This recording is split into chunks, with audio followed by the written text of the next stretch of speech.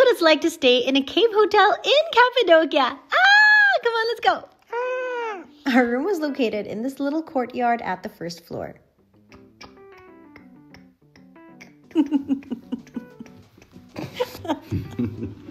Welcome to our cave. The Sky Cave. We have a little sala area.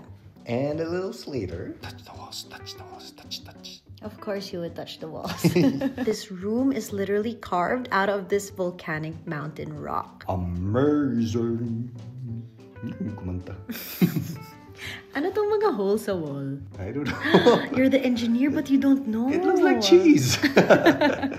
Okay, my favorite part, the closet. I will close it. Okay, bathroom tour. Amazing, no? Dako, okay lang bathroom. It's so big. Nangita ko sa vent, love.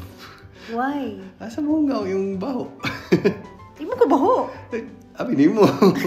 Humot mo ko tayo. Dapat na patag tayo topic ani. Tara, na bintana. Our cave hotel is so nice. I'm so happy to be here. Bagay rin po dito talaga. Okay, cute. If you guys are wondering, we're staying at the UNAC Evlery Hotel and